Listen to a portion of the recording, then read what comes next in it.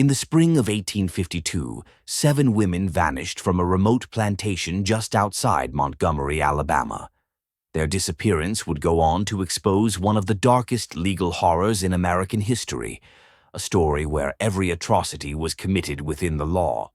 This is the story of Elijah Thornhill, a man consumed by grief, driven by obsession, and ultimately destroyed by the very system that empowered him. On March 14, 1852, Elijah Thornhill, a reclusive landowner, purchased 7 enslaved women at a local auction. 3 months later, he married one of them. And then, one by one, the others began to disappear. For over a year, 43 anonymous letters were sent to local authorities, begging them to investigate. All of them said the same thing. The women are being held against their will. They are in danger. But in Alabama, enslaved people were considered property, and property rights outweighed human rights. No one came. That changed in September 1853, when Inspector Thomas Calloway, a federal investigator, arrived unannounced. What he would uncover inside Thornhill's estate would horrify the nation, not because it was illegal, but because it wasn't.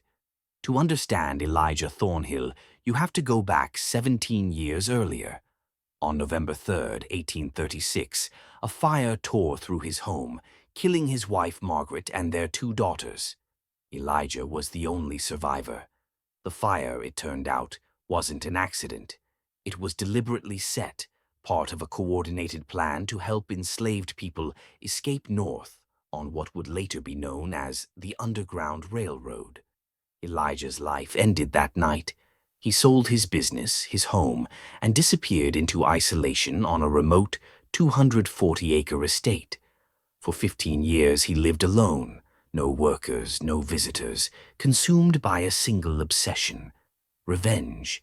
He began compiling journals, hundreds of pages of names, family trees, plantation records, all tracing back to the families involved in the escape that had killed his wife and daughters.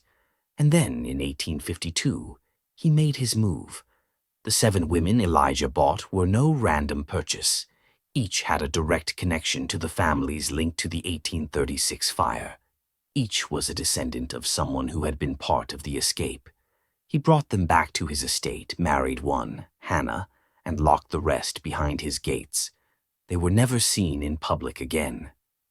When Inspector Calloway arrived in 1853, he found 6 women alive. Elijah claimed the 7th, Rebecca, had died of fever. There was no death certificate. She was buried in the woods. The women he met were terrified.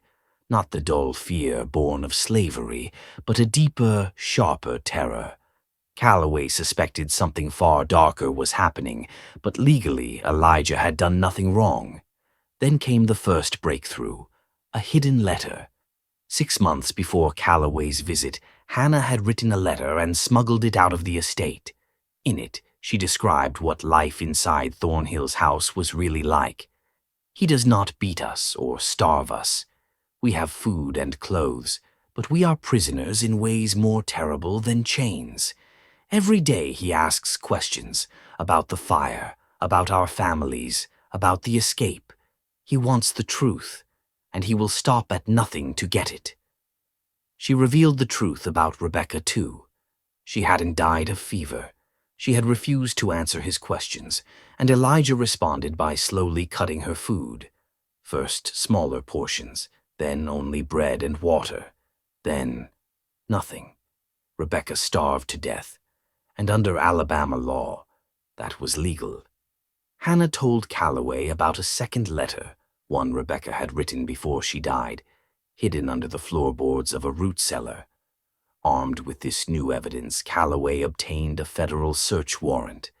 When he lifted the loose board, he found Rebecca's final words: "He has not beaten me or worked me to death.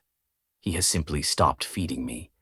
This is how he punishes disobedience. I chose death rather than betray my grandmother's memory."